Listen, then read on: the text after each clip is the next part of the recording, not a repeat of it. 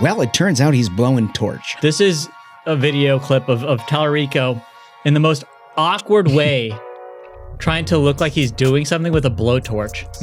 It's not the usual approach I imagine he would take to such activities. I mean, a lot of people, if you ask him in Texas, he's been described as a specialist when it comes to blowing things, but I don't know if it's necessarily torch. This is a case of mistaken scheduling. This happens from time to time when you're running campaigns and things get chaotic and people want you in different parts of the state. You got to lock down constituencies, and they heard he was really good at giving torch. You're telling me he was laying pipe and blowing torch? Yeah, that's what happened.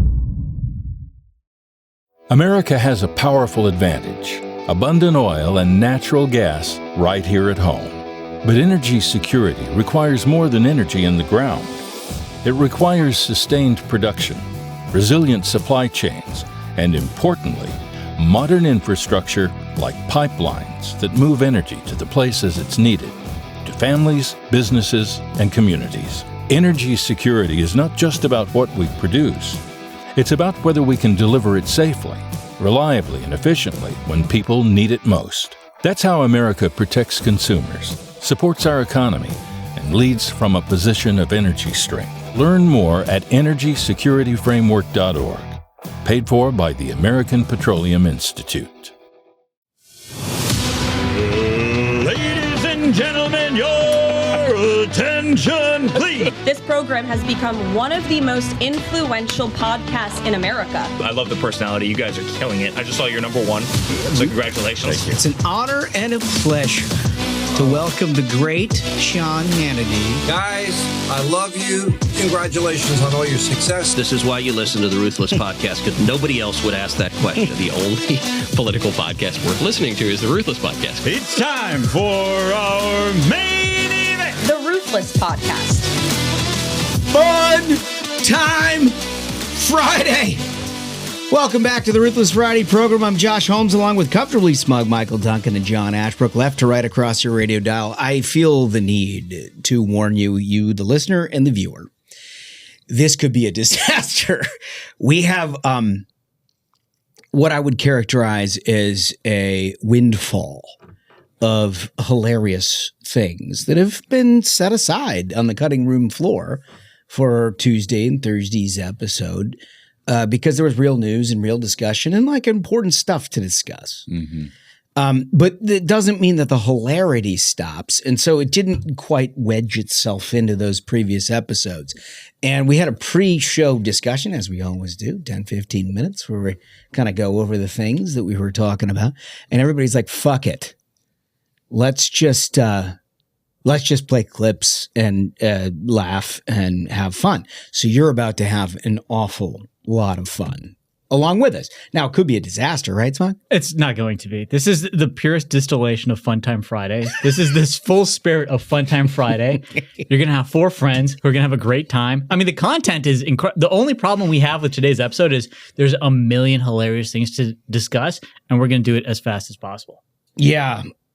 Yeah, there's no question about that. And we have typically, Wolf organizes things well. And our only direction was disorganize. I think you're underselling this a little bit, because I do think there were multiple moments this week where each of us at different times were like, this needs to be saved for Friday. Yeah. So this is kind of handpicked. Yep. Yeah. Well, I mean, listen, it's good. We have to start with Talarico. Right? I mean, the Plantner thing was so good for us for so long. And each and every week, it almost seemed like every 3 days there was something. It was like, another news conference.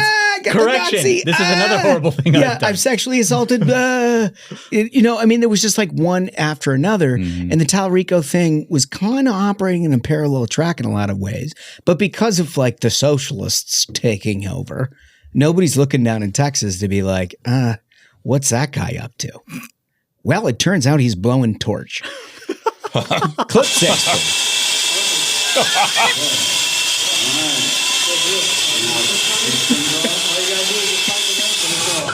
Look at the jacket. I didn't kill anybody. Yeah. Hey, not bad for a politician. Is that right? Is that right? I'm just not sure that that's a visual I would have gone to. And the funny thing is, like, so for our audio-only listeners, this is a video clip of Talarico in the most awkward way trying to look like he's doing something with a blowtorch. Mm-hmm. It's not the usual approach I imagine he would take to such activities. I mean, a lot of people, if you ask him in Texas, he's been described as a specialist when it comes to blowing things, but I don't know if it's necessarily a torch. And that is a prime example of it. He's like so awkward trying to attempt. This is another example of him trying to be like the everyman. I'm a real Texan. I can get in there. I can do things. And he's clearly not familiar with the use of any tools in this fashion. Right. He's not welding something. He's literally doing a high school chemistry class experiment in a stupid frock. So high school chemistry is not what came to mind for me. Can we pop that back up there? So this getup here, it looks like the smock that the homely art teacher would wear in high school, and like they'd make you put it on during art class, you didn't get paint all over your clothes. It must be like fire retardant or something, right? Like that's the only reason you would be seen in public in that thing. And I mean, it just embodies the fakeness of this guy, where it's like that smock, his like safety gloves, safety goggles, but he still has to wear like jeans and boots because he's a real Texan. But it's like you just see it, and it's the fakest thing possible, top to bottom. It's hilarious. Well, I think that this is a case of mistaken scheduling. This happens from time to time when you're running campaigns and things get chaotic and people want you in different parts of the state. You got to lock down constituencies, and they heard he was really good at giving torch. They heard he was great at it. And he's been described as like flaming, like, well, this is up his alley. That's the rumors. That's what they said. And so the UA Local 142 plumbers and pipe fitters. Oh my God, is that who it is? This is the pipe fitter? Yeah, the pipe fitters. What they wanted to do is have him do an apprenticeship at a training center in San Antonio. You're telling me he was laying pipe and blowing torch? Well, that's what that's what hapappened. Look, we're just reporting the news. You can see how you can mistake these things, right? I mean, you're trying to do a scheduling, make sure that you get the awkwardness is surprising because, again, we've heard from folks on the ground in Texas that he's a specialist at working the pipe, but it didn't seem like it from this video clip. So I think a lot of people are confused. No, I took the opposite view. It looked to me like he was very, very comfortable with that arrangement, Smug, from the look of this video. Is it the mounted torch? He didn't like that one, the one that's pointed right at his face. He said, "These guys are such a moron." Unbelievable. I don't know. What an idiot. Yeah. But you can see how like people thought one thing, they got another, and it may not have been the best campaign content that you could come up with. Well, anyway, that was out of the great state of Texas. It turns out there's a lot more going on. Donald Trump, President of the United States, had some thoughts about this ongoing controversy that is happening within the WNBA. Of course, Sophie Cunningham going over to, I think, play the Minnesota Lynx. It always has to be my people. Fuck, it's just like, it sucks that I have to defend this, and I'm not going to. But she was just doing what she does. She's expressed literally one opinion, no political views whatsoever, but she's like, I don't really think that men should play. Yeah, women's basketball should be for women. Right. That's it. But it has set up an uproar. Every city she goes to, it's like a traveling circus of leftists, who I think is the kind of the base of the WNBA. It is. At some level. And so they had this huge problem, and like the coach of the Lynx or whatever wore some trans thing. A shirt like protect trans children, like that's a real thing, first off. And like power forward for the team that she's playing has just kind of been associated with the other side. I mean, it's just so ridiculous. It's low class. It's ridiculous. And like if you're a professional athlete, you're way beyond that, as Sophie Cunningham is. But apparently nobody else in the WNBA is. But leave it to our great president to sort of distill all of that in clip 4. And I'll tell you what, if I were ever, I'd be the greatest women's basketball coach in history. Because I don't like LeBron James. I like Michael Jordan much better. But he's right about that. But I'd go up to LeBron James. It doesn't matter. I'd say, LeBron, did you ever have any desire to be a woman? Because what I'd love you to do is star on my team that I'm building up. I will have the greatest team in history. They'll never lose. Nobody will come within 70 points of this team. He's just hilarious, guys. I mean, he's one of the greatest stand-up comedians of all time, and he is now our president of the United States.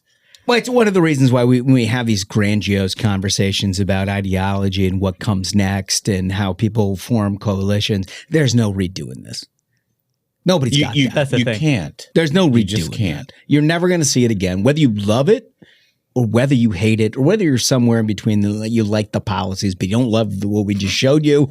Like, you're just never going to see it. This is a president being like, if I had a WNBA team, I'd sign LeBron James and just win every game. It's hysterical stuff, right? But the women weren't done in just the WNBA. Now, recall that is a league that operates under the NBA. Never made a dime until recent years, basically, where it's now becoming, because there is some. But it's still not profitable. Is the thing. They're still dependent on the NBA for the money. Yeah, it's subsidized by the NBA. That's why it's inherently left-wing and fake and bullshit, is because they're just trying to prove a point of like, look, we'll have a women's league, even though it's completely subsidized by the actual NBA. And then for a couple of years, you get Caitlin Clark, and a bunch of people are like, wow, this is actually inspiring for our kids out there. And they're like, no, we hate you. You can't be inspired by this. This doesn't belong to you. Kids hoping to play professional sports. Every one of my friends with daughters was like, oh my gosh, I'm going to take them to a WNBA game. And they're like, no, we don't want it. We hate you and we hate her. Well, that's a good business opportunity. Obviously, there is, a bunch of people who want to invest money in growth opportunities. Why not women's baseball? Just like a league of their own. Well, they kicked it all off this week with the Women's Professional Baseball League. Here's the opener and the anthem in clip 9. And the rock No way, dude.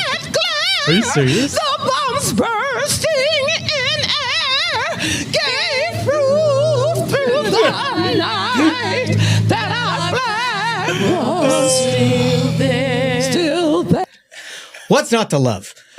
What's not to love? That's the kind of high class entertainment that you would want to showcase what you would imagine to be top tier. So, my favorite part of the clip, clearly she's like at the wrong register in her voice when she starts the thing, is God bless those nice women who tried to find a way to harmonize with her. Well, I know. I thought the same thing. And then she still couldn't hit the mark at the end of the show. Like, can we still there? Like 3 seconds later. We play?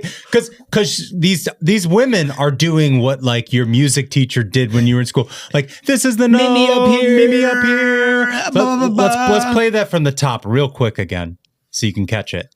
And the rock look at him. Glare, the bombs bursting in air. Here we go. Gave proof through the night. No, it's not working. Okay, cut it. You can cut it. Well, I don't know if you guys saw this, but there was a video that went out on Twitter. It was a hot mic moment before this performance where that lady who was the main singer was giving those two backup singers a hard time. Are you serious? Before it happened. She was like, I'm not sure you're up for this. No! Dude, that's incredible. Wait, are you serious? I'm not kidding you. They caught her on a hot mic. She was like losing her mind on these two other girls who were like placed in this situation. And she's like, I'm famous. Don't you understand? Not everybody can stand on the big stage. Ladies, see if you can harmonize with this. Oh my God, what an outrage. All right, so the Socialists obviously have been a huge topic of discussion on the Variety program and everywhere in the country because of Michigan and what's happening in Wisconsin. Basically everywhere within the Democratic Party. And we covered on Thursday this guy, William Lawrence, who I found personally completely hilarious in that he was running against the former ambassador of Ukraine and a Navy SEAL who happened to be Barack Obama's like national security guy. Two like well-credentialed people. Would I agree with them ideologically? No. Would I think that they would make for very good Democratic candidates for Congress? Absolutely. But instead, this like complete loser who operated the Sunrise movement. Yeah, basically looks like a dictionary salesman who goes door to door and he wants to steal your gas-powered car. That's his cat. Yeah. You would trust him for nothing. He beat a Navy SEAL. And an ambassador to Ukraine, right? But one of the big controversies that is happening in Michigan now that they've reached the general election, they were more than happy to wear the DSA label in the primary. Yeah. But now that they're in the general, people are asking legitimate questions like, are you really a member of the DSA? And of course, El Sayed, the Democratic candidate for Senate, is like, well, like we align, but like I'm not like a card count carrying member. The wink, wink. It's like literally everyone on stage with me is like advocating for communism, and Hassan Piker's right there, and Ilhan Omar's right there. But me, you know, I don't know if you could say that. Lawrence invented a new way to handle that question in clip 1. So did you let that membership expire because of the general election? No, it's just because I want to make clear to my constituents that I'm here to represent them. So when did you leave the Democratic Socialists of America? It was within the last month I let my membership lapse. I let my membership lapse? Dude. Like he's got a gym card. Yeah. Labs? This is a political organization. This is not like, oh, well, $60 a month and you come and use the dumbbells. You know what? That is hilarious. Listen, I think people might be fooled. You know, they watch that interview on CNN and they hear him say that his card is not valid anymore. And they might think, well, maybe this guy isn't actually a communist. Is it like Costco where they're like, well, actually, your membership has lapsed. You're not allowed into the meeting. Like when you walk in the door at the DSA, first off, that they have a membership is wild to me. Wild. Like a paying dues membership. Well, I let it lapse.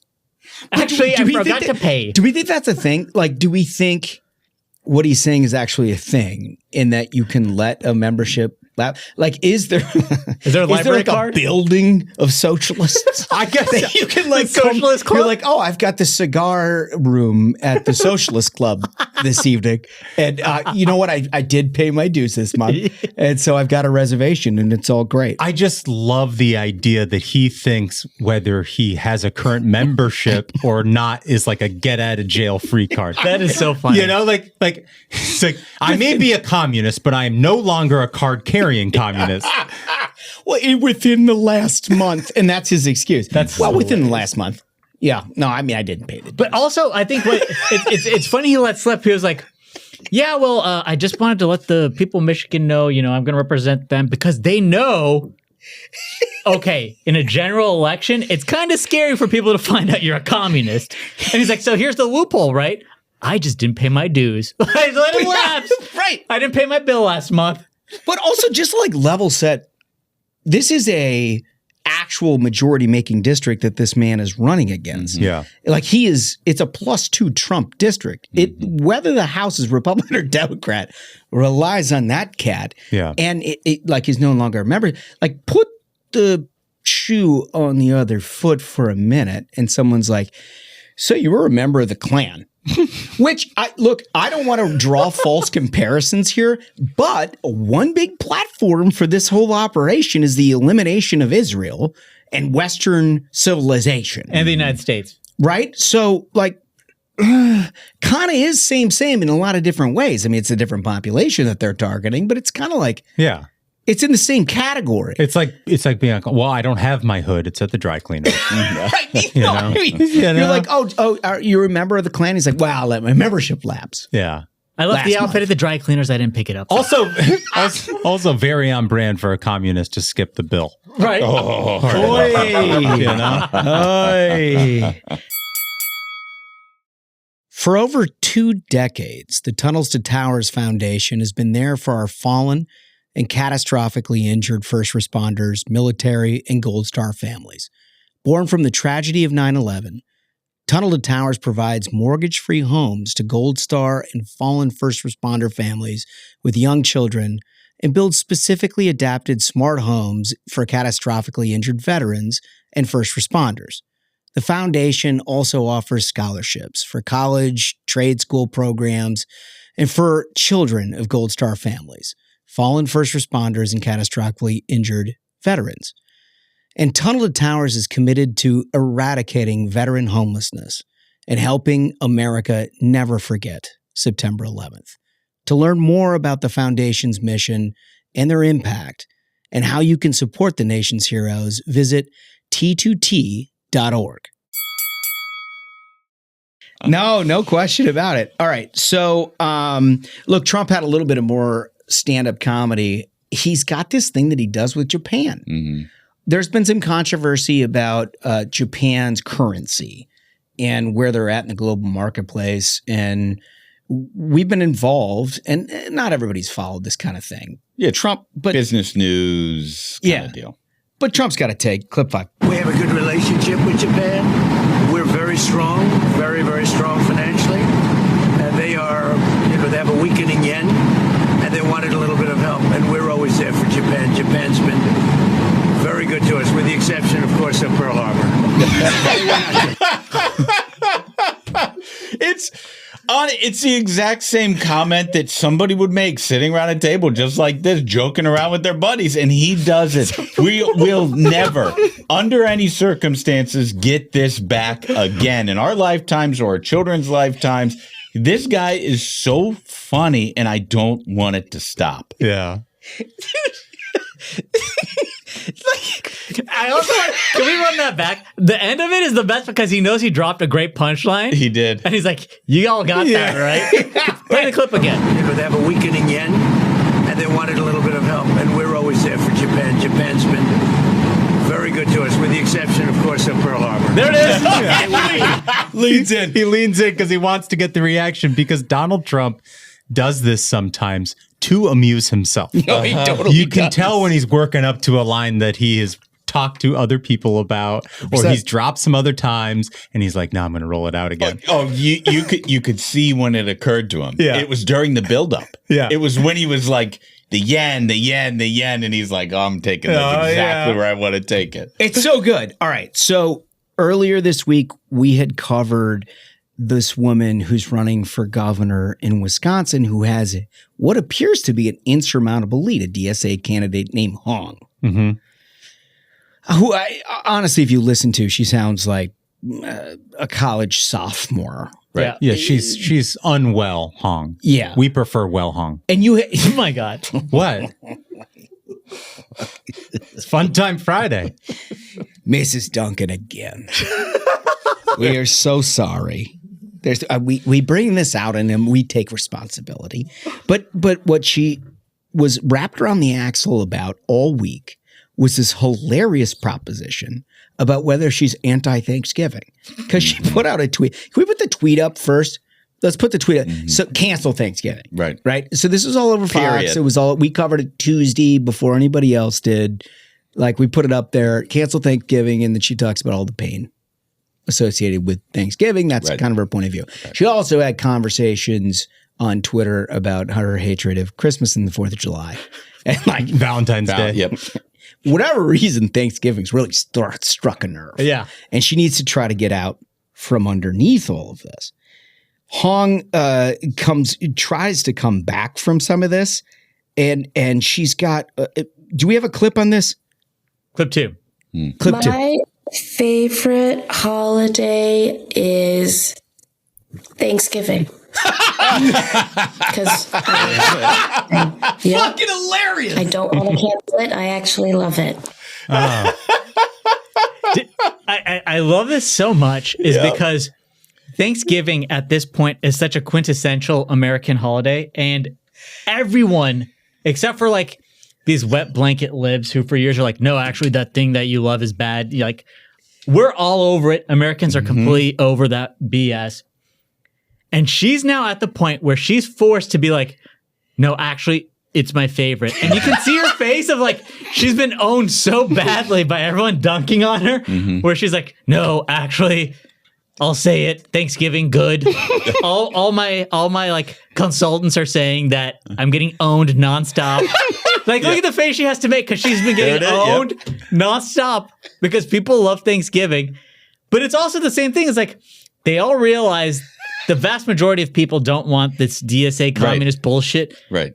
And all they want to spread is misery. And that's what the whole canceled Thanksgiving is about, is it's miserable people want to make other people miserable. And now everyone made her miserable for being an idiot. And so she has to come out and be like, actually, Thanksgiving good. It's wonderful. Right. And now that her membership card has also lapsed. On the canceled Thanksgiving now now she's running for office. I want her to get pressured into like eating turkey. Yeah. Like prove, dude, you like Thanksgiving. Show it. And she's like a chef. I want you to cook a Thanksgiving meal live and then eat the turkey. Somebody eat the stuffing, Hong. Somebody posted an AI photo of her sitting at Trump's desk at Trump Tower, and instead of like the Mexican taco salad, it was a Thanksgiving plate in front of her. I love People the are so Thanksgiving funny. people. People are so funny. They are so funny. But it's like, this is kind of, I mean, you got to this a little bit on Thursday's episode, Dunks, where you're talking about how everything that they believe and everything that they say, they try to like now erase and hide underneath this like, well, it's affordability and whatever. Where there's an element of that. But generally speaking, like you're talking about elite political talent with Mamdani or even somebody like El Sayed. Then you deal with somebody like Hong where they're like, cancel Thanksgiving. And they're like, what do you just say? Like, do you think we should cancel? She's like, it's my favorite. Yeah. It's my absolute favorite. I mean, it's like maybe the lithium hit, you know? It's like suddenly she sought some professional help and took care of that situation with her personality. I guess. I don't know. That's part of it. So Al Sayed was at it again, and he's kind of doing a version. Yep. It's not like I love Thanksgiving versus canceled Thanksgiving, but it's a little bit more politically athletic move that he's trying to pull off when it deals with defunding the police in clip 3. I want to ask you about some scrutiny you've gotten for past social media posts that you deleted, including about defunding the police. Now, you've said recently you never called for defunding the police, but our K-File team here in CNN found interviews in the past where you did repeatedly back in 2020, including in the aftermath of George Floyd's killing. I want you to listen to your comments here. I believe that we do need to defund the police insofar as defunding the police is disinvesting in the means of incarcerating someone or killing them on the streets. What if we were to invest in social services? What if we were to invest in public schools? What if we were to invest in public libraries? What would the world look like there? And I think that has to be the way we go. And that means both investing more in these services, and it also means investing less in police. So why did you say you never call for defunding the police when it sounded like you did in the past? It's amazing CNN's asking. You know, what's interesting about that comment is I go in as far as defining what I mean by that. Do you disagree with investing in libraries and public services and social services? That's what they're What talking I'm talking about is war material that we made too much of during the war in Iraq. Okay, War material. You know what I heard is that his membership has also lapsed. Funny. They all lapse. Well, you've asked me about defunding police. I will ask you, sir, what is wrong with a public library? Yeah. I call this the I know you are, but what am I defense. Yeah. You know, where you just flip it around on the person who asked the question. I also love in there, he's like, well, basically what he's saying is you didn't read it clearly enough because what I'm talking about is public libraries. It was his voice. And so, and then he immediately proceeds to reference something that was not said in that statement. War material. That's what I actually meant. War material. Not the 45 seconds of audio we just played of you in your own voice. It's this other thing. It's just ridiculous. Can somebody explain to me, what is war material? Is that It's like the press. It's like is that defense It's spending? like calling a press release a communique. You know, when you plus it up to that level, it means it's more important. Oh, I got it. I think it's like yellow cake uranium or something like that, like war material. Like they're trying to find war material. Saddam might have some. So he's looking for it now. I don't understand what he was saying. The one thing I hate the most about that clip, and you'll see a lot of these lefties try to do this bullshit, is they want to be like, no, you don't understand. We have to take away the police and make the world more unsafe for you because we want to help kids. No, you don't want to help kids. Do you know how much funding schools get? Yeah. Do you know how, like, they don't give a shit. There's more spent per student in New York City's public schools than college tuition in this country, and it's not helping them at all. Scores continue to get worse. It's all the money's getting eaten by almost like the unions get the money. So it's all a patronage thing. I always find this to be the most fascinating part about these leftist ideologies is that you can see an increase in funding for things that we all mutually agree on, like education for kids is super important, right? Public schools, like make sure every kid's got an education. Nobody's against that. And then you see like scores go down despite the 2x, 3x, 4x, 5x, 6x funding that you're doing. And it's like at no point does it occur to somebody like this in their materials to ever sit back and be like, I don't know, maybe we should examine why it is that we're throwing more money at something that's not working and maybe try to get something that is working and throw money at that. Like the schools thing is even less offensive than the public library thing. Where it's like, well, you know, we're going to get all these gangbangers to stop shooting each other. You know what? Book night. Right. You know? Right. It's such a preposterous thing. No more midnight basketball, actually just libraries. It's like, Abdul, you know, something happened in the 90s and it has proliferated through the 2000s, 10s, and now 20s, and it's called the internet. Right. And people there are a million books on this device I carry around in my pocket, a cell phone, that I could read all day, every day. Everybody has access to this thing. The idea that we need a public library and that's somehow going to stop crime is absurd. If only you could show them a card catalog. Yeah. You know, they'll just like walk away from all that fun they're having. Yeah. Michael, I don't think you can properly classify anything on the phone as a material. It's not a material. I think you have to hold it and feel it. Because it's in the cloud. You have to put it in your you got to feel it in your hands to be a material. Yeah. It has to be hard paper. Okay, so the New York Times weighed in on something that Democrats, underneath this socialist uprising that everybody's talking about, and they're winning elections within Democratic primaries, is the true agenda. And it pulls along with them in many ways. And one of those is a leftist that is proposing proxy votes for 18-year-olds on behalf of children. So they don't actually have to vote. They just like... Wait, it's on behalf of children? Yeah. So people just... Well, 18, like, you don't actually have to vote. How does any of this work? I saw this clip, dude. You got to just It's see like it. lefty psychos just... Is this like how the Pod Save guys were trying to push like voting for 16-year-olds a couple of years ago? Yeah. You guys remember that bullshit? No, Is it's this? No, but it's a step further in that they don't actually have to vote. Somebody can vote for them. Clip 7. I've gotten in some hot water for proposing we consider overweighting the votes of younger people or assigning the youngest eligible voters proxy votes for the unrepresented children of our country. Dude. So those are edgy. Why not assign them to those children's parents?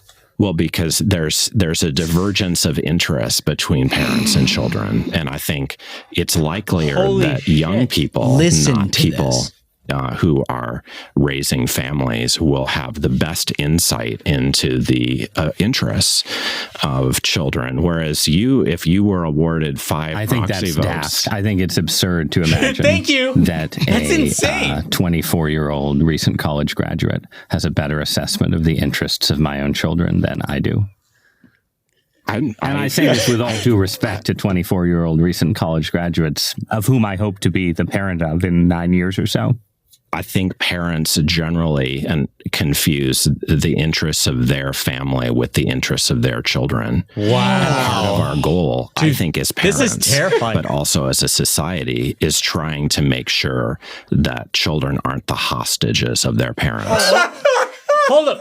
Don't play the clip. Can we get a freeze frame as I'm talking of just the dude who suggested this shit? Yeah, take a look at that. Boy, does he look like the kind of guy who'd want to separate children from their parents? And for what purpose? This is the most nefarious shit I've ever heard in my life. Maybe you bring him over to my house. Maybe we that's the do thing. a It's like, tutoring session. dude, Maybe where's Chris you leave. Hansen? Can Chris Hansen sit down with this guy instead of Ross? He used to be like, why don't you have a seat over there, buddy? So you said right here that, like, dude, that's the most disturbing shit. I hope to God this guy doesn't have any kids. I hope he's never allowed within like 300 feet of a school, because him being like, well, here's the thing: is I don't think parents know what's best for the kid. Like, I would not let that man out of the building without the FBI first interviewing him, going through his hard drive. That's the most disturbing shit I've ever heard in my life. He's like, no, I don't think. I think the problem is that parents don't have the best in mind for the kid. Dude, by definition, that's your flesh and blood. There's literally nothing you care about more than your child. And to be like, I think we should give their votes to 18-year-olds is, what are we doing here? This is the strangest, weirdest guy. Like, this is, I don't want to extrapolate. I feel like his political opinions are informed by a very strange perversion that he has. There's a very strange thing going on with this guy and a fascination with children and separating them from their parents. Because that seems like, the whole thing is he's like, well, I actually disagree. I think parents are like keeping their kids as hostages and you should let me have access to the children. It's like, what? I'm shocked that Ross was like, okay, this shit's over, dude. I'm calling the cops. What I love about the that, strangest, weirdest guy. Who allowed this shit? He knows, the guy knows it's controversial. Oh, yeah. But like the arrogance to say it into a microphone to Ross doubt that. Yeah. He's in the New York Times studio. What? Saying it straight to his face, like, I want control of your children. That's so weird, like that, dude. That's like that. And his I voice. want control Why of do your they children. all Everything have about the that guy screams glottal predator. fry? Why do the libs all have the glottal fry? What is that? I don't know. Why do they do that, There Michael? must be I think maybe 10, 15 years from now, we'll get the science to know that there is some sort of brain deficiency that is involved. It's got to be. It might be from all the double masking. Yeah, or like, trauma or whatever it is. But when you go into the deep, dark recesses of the left, you also have a voice box similarity that like there's a cerebellum issue. I don't know, because it is remarkable how many of them have this exact same thing. They all have it. And also, they kind of all look the same. Throw that photo thing back up. Like, this guy's got to go to jail. He's basically this guy's got to go to jail, dude. He's basically just a little bit of an older version of that William Lawrence guy that we just put up in the earlier thing. They're all the same. It's got. Does anyone have that gentleman's name? I mean, it's the same thing, dude. He's like a strange vegan from Brooklyn who's got a lot of bad ideas and a terrible history of failure. His name is Samuel Moyn, Yale Law School. Oh, there it is. Samuel Moyn. That's a shame. That's a shame. Yeah. I mean, we should ask Luke about that situation. Yeah. That whole Yale thing. This guy Many needs to people be are jailed. saying. Pull this photo up one last time. Folks, if you see this man in your community, do not be afraid to call the authorities and be like, there's a very strange man. I don't know what he's doing on the playground. He's trying to talk to children. And he's saying it's for voter reg. I don't think it's for voter reg. We should ask some questions about Luke about whether or not Samuel was something anywhere near where the swimsuit covers. That's a dangerous man. I think he's an oddball. He should be in jail. 100%. I mean, That's the most disturbing shit I've heard. Dude, it's just so weird. And that's the point. I think that's the bow that we tie in a bunch of this week. Is that it's not enough to just be kind of a leftist and weird in terms of you thinking that America's society, our economy, our culture, or all this stuff is bad and that like Middle Eastern, sub-Saharan, third world shit is preferable. Like that's fucking dumb. And we can argue about that. They also have this weird thing that's going underneath all of it that is just unsettling. Yeah. I mean, taking apart the family is 100% part of the agenda. It's just, they just all really want to do that. They just love the same it. way that they want to make it like at schools that like teachers aren't allowed to tell parents that your son or daughter is identifying as this gender. Like you got to keep secrets and the way from that, the parents. That California was like the state can now like seize your children. Well, yeah. Like it's a fundamental thing is like breaking families apart. And that guy is a prime example. It's important to remember that 25 years ago when all of these arguments were made by conservatives about all the shit we wanted them to do, they were like, well, no, that's crazy. That is. Yep. But the slippery slope is real. Real this is as hell, who dude. those people are. Yeah. And I'm just so glad that we got to the point where they're saying it to us in public. Because they've always been this way. They have always been this way. And I hope to God they face the consequences. And they've but they're still like to the point that you made on Thursday. there's enough political acumen within the Democratic establishment that only cares about power and only cares about winning to grab a hold of the guys who's like, no, I want your kids, and be like, you can't say that. No. You can't say that. We need to talk about housing costs. No, what you say instead we is need to talk about your membership lapsed. yeah, Exactly. right. And Now say you like the turkey, and they're like, say Thanksgiving's great. Let's get you to November, and then you can talk about Exactly. the kids. Yeah. Let's get you in Right? office, and then you'd be a weirdo It's again. horrifying. I mean, that's what's happening here. That's And it's it. happening in real time. It's enough to make you want to drink. Exactly. If you do, you're going to want Z-Biotics. We swear by it here on the Ruthless Variety program. We have an awful lot of events coming up that we will announce in the next few weeks. And when we go on them, we're going to take one thing and one thing exactly. Maybe not Wolf, maybe not ADP, but we're going to take the Z-Biotics because it is a game-changing pre-alcohol drink, isn't it, Smug? That's right. So here's the thing, folks, is when you go out, you have a big night, you have a few drinks, you enjoy yourself. You come home and you think, oh, I better drink like 4 glasses of water, or I better have some Gatorade, or else I'm going to feel bad. But you still feel like trash in the morning, and it's because it's not about dehydration. See, what happens is when you drink alcohol, your stomach breaks it down, and there's these toxic little byproducts, and that's what makes you feel bad. But Z-Biotics knocks that right out. That's right, Smug. And when we travel, we keep a pretty full dance card. We got events, we got dinners, we've got after parties, and we got to be up early the next day. So my first drink every night is Z-Biotics. That's right. So the next day, you don't feel bad. 100%. That's why we always say there's no tomorrow without Z-Biotics today. Well, you're exactly right, Smash. So if you go to zbiotics.com/ruthless, you can learn more and get 15% off of your first order when you use Ruthless at the checkout. Z-Biotics is backed with a 100% money-back guarantee, so if you're unsatisfied for any reason at all, they'll refund your money, no questions asked. Remember to head to zbiotics.com/ruthless and use the code Ruthless at checkout for 15% off. All right. So, I think this was last Fun Time Friday. Mm-hmm. We talked about the Centaur robot. Right. That I fully support. And the Yep. Centaur company, please reach out and send a couple of those. Yeah. And you were passionate. Yeah. But one of the things that stuck love that with thing. all of us on the show that we'd never really thought about until you said it, this is like, this is kind of why this works. You think about these things in a different way, is that you were talking about how it doesn't have a router head. Yeah. They added They put the horns. antenna as horns, so now you've got another weapon for it to attack your intruders. Right. You know? Well, there's a router head that we can see the other side, so you can measure it up against your Centaur that you wanted in clip 8. That's secret sauce. Oh, God, it's terrifying. He's like, yeah. Look at that guy. For audio-only listeners, this robot has like a little Swiffer, and his head is an actual router. And they put those like 2 googly eyes on it. It's real jerky, dude. Oh, he's got a little bag. Oh, he does have a little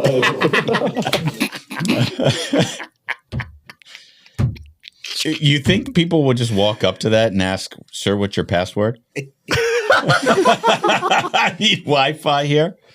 I'll just say, just as a personal note, this thing having watched, if we can play it on mute, if you can just play that so our video guys can get a little bit of what I'm saying.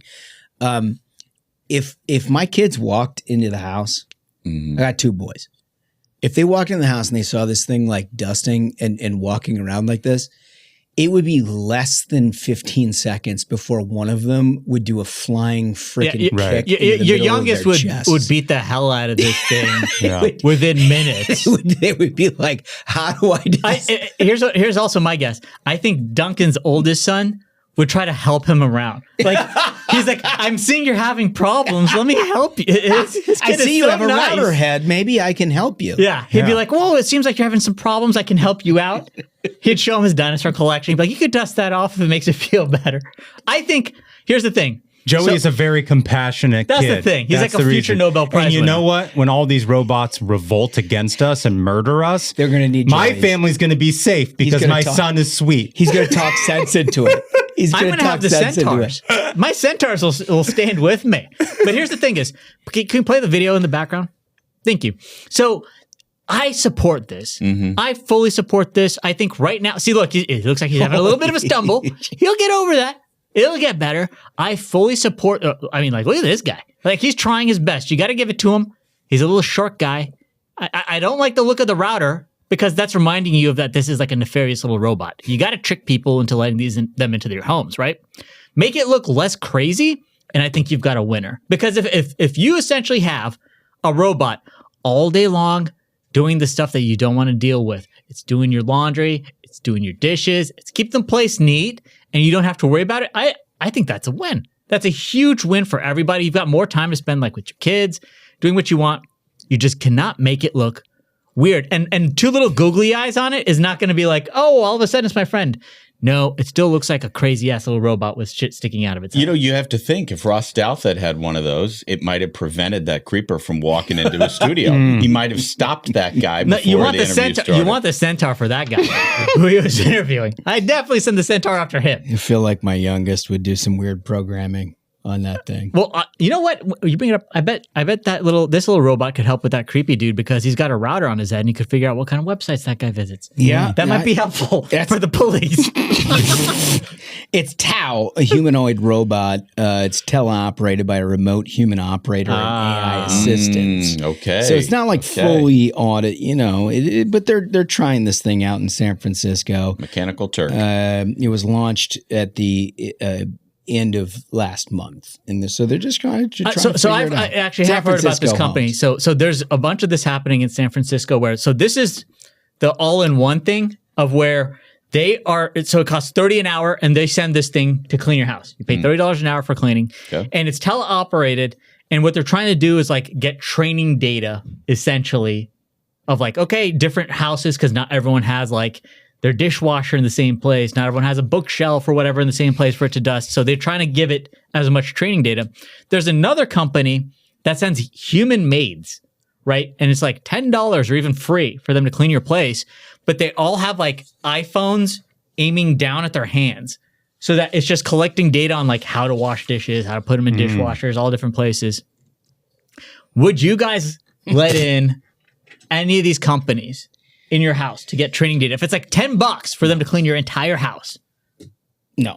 No? Not at all? $10 cleaning your whole house. You're not letting in, because they're human maids. They're just wearing cameras aiming just at their hands. So it's not even like looking around your house. They wear these hats, the camera's aimed at their hands, so they only see hands. Huh. I need to hear more. What's the decision-making process? What information is lacking here?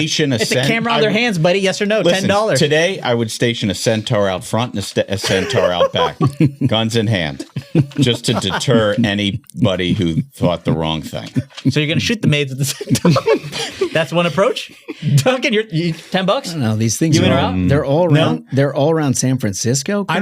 I don't want to beta test this thing. When they get it really up to snuff. Not the robot guy. I'm talking about the maids who are just recording their hands. I would do it. $10 to clean my house, and all you're doing is recording your hands.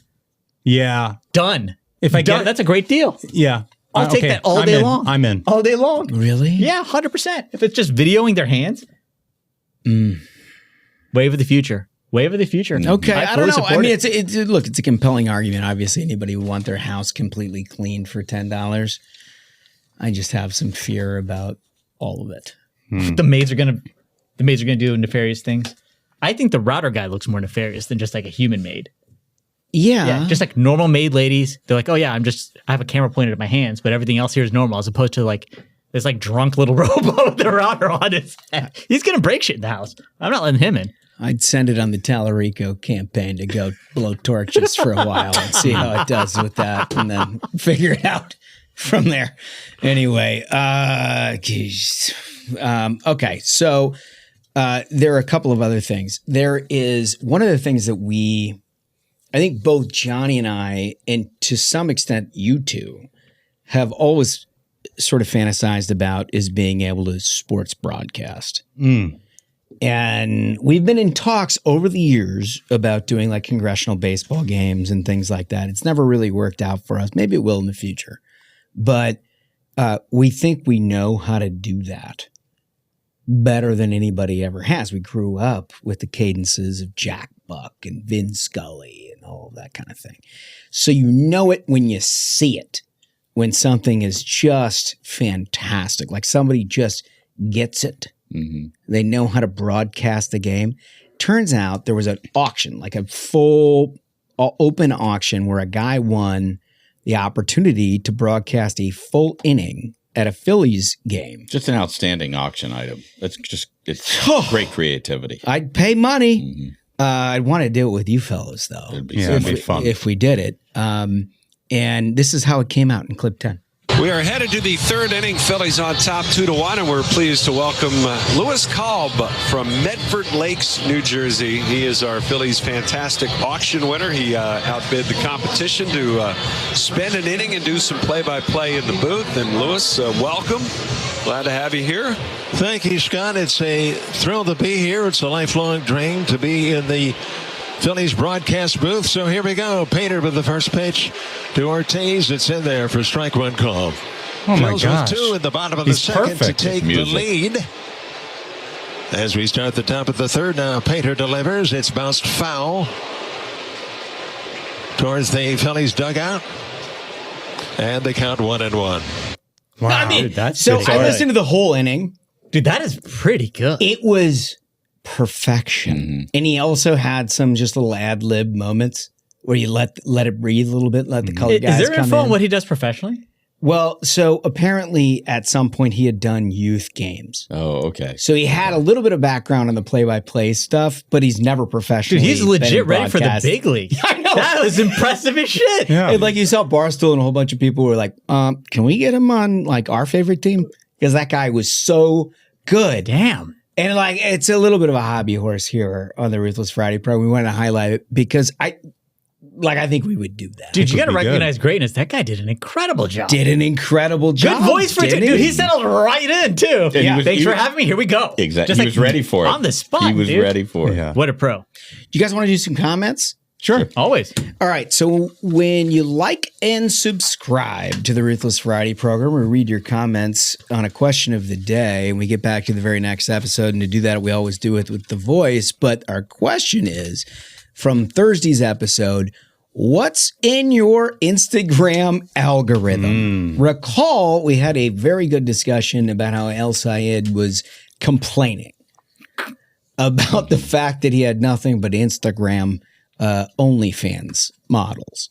And we pointed out the obvious, which is like, it doesn't put it in there unless you ask for it. Like, that's the algorithm. That's basically what they do there. The job is for you to stay on the site. That's what an algorithm does. So it's giving you what you want. Yes. What you've interacted with, what you've viewed for too long. Yeah. And occasionally they'll come up in politics where somebody will complain about an internet company and they're like, I can't believe I'm being served this gay porn or something, you know? And it's like, that's a tough moment for them. And it's like, I hate to tell you why you got that. Yeah.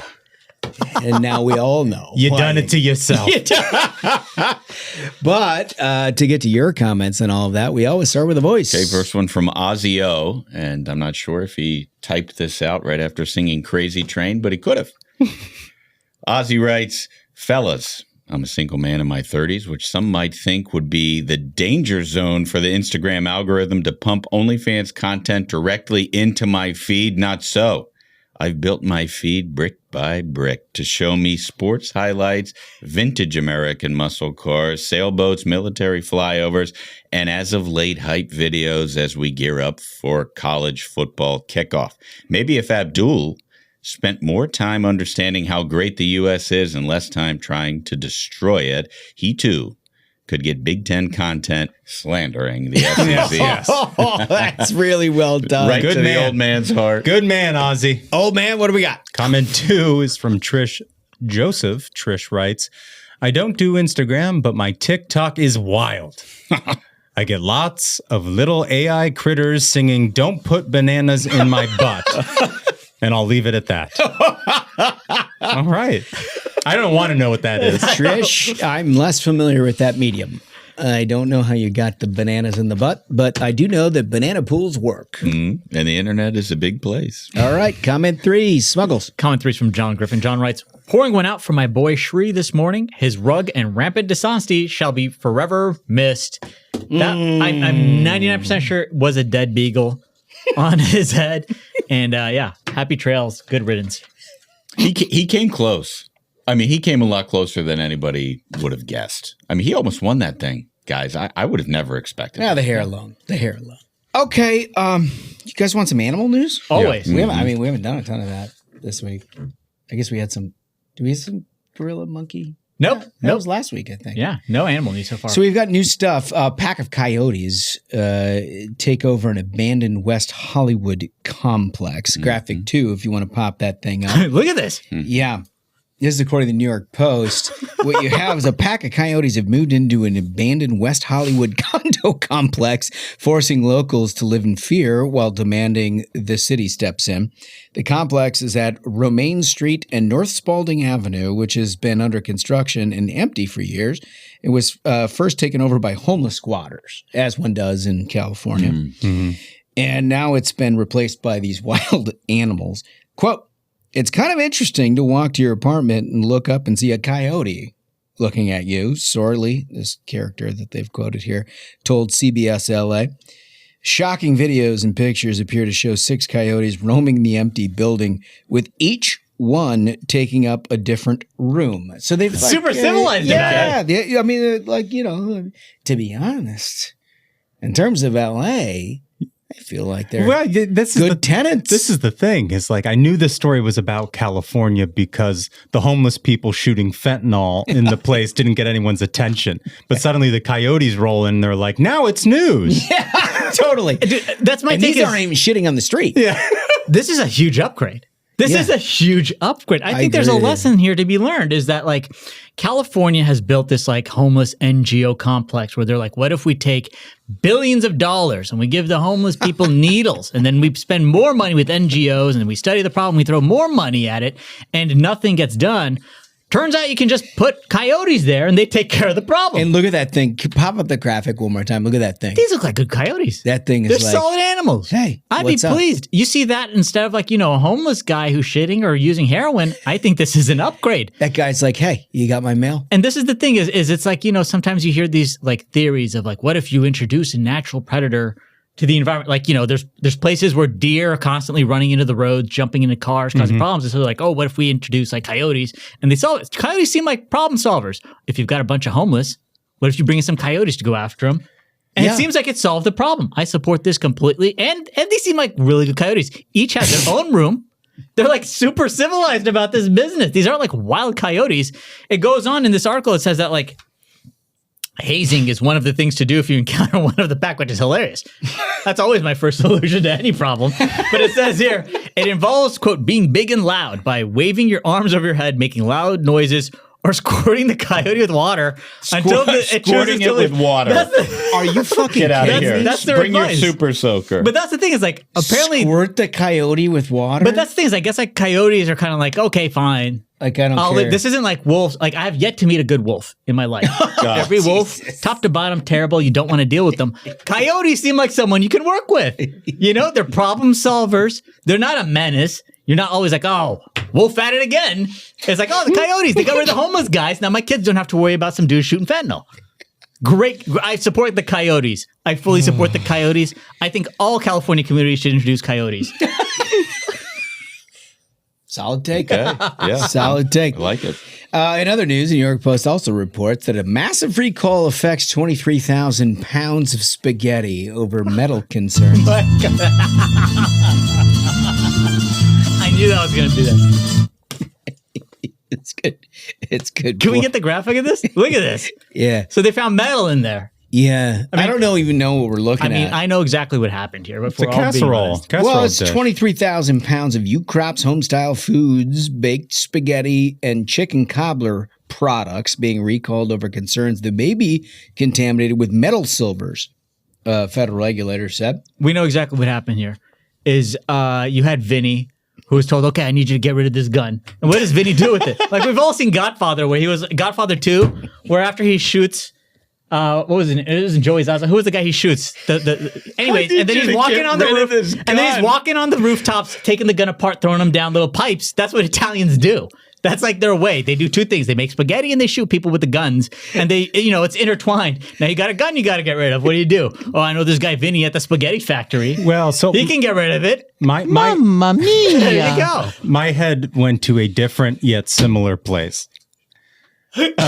So you got the spaghetti factory. Got rid of the gun. Maybe there's an Italian on the inside at the spaghetti factory. He's getting a shiv into the spaghetti because it's destined for the clink. And one of their capos is on the inside and needs to break out. Dude, that's a perfect example. Yeah.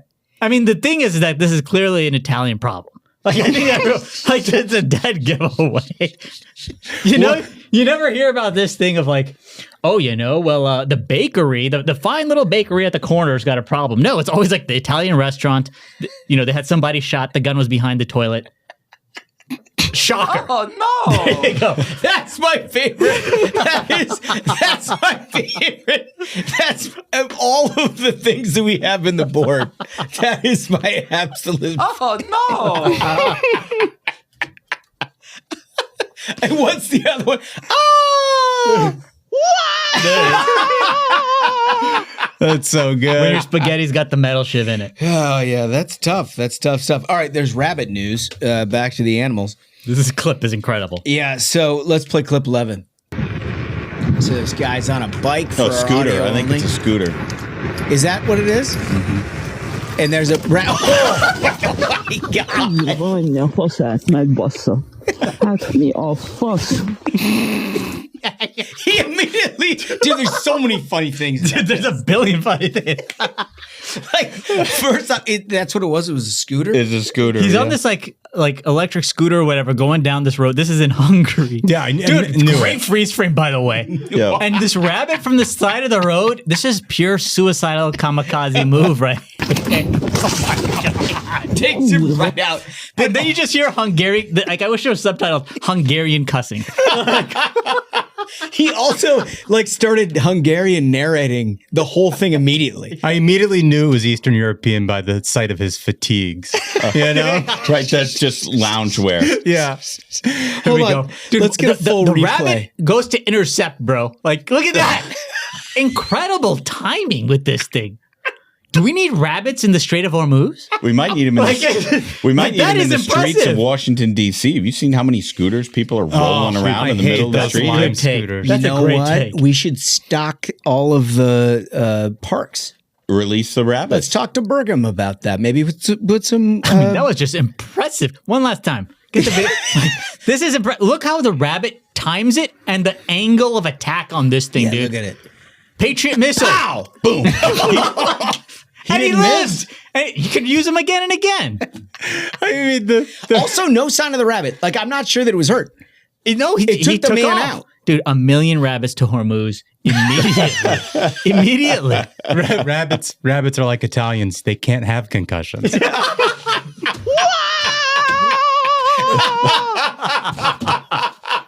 Oh my God. Great take. Wow. What a week, fellas. I mean, we've seen the rise of socialism. We've covered a whole bunch of different things. It's been a wild week here. Sure has. We did some serious stuff, and then you had Fun Time Friday. And like I said at the very beginning, I'm not sure what you're going to get, but I think it worked out. Yeah. It was great. Pretty good. I think it worked out. This is a pretty fun show. Fellas, I think we did it. I think so. Absolute banger of an episode. Gentlemen, thank you so much to our listeners. And remember, if you have not yet, go to the YouTube and hit that subscribe because it's more fun in video. So until next time, minions, keep the faith, hold the line, and own the libs. We'll see you on Tuesday. Stay ruthless.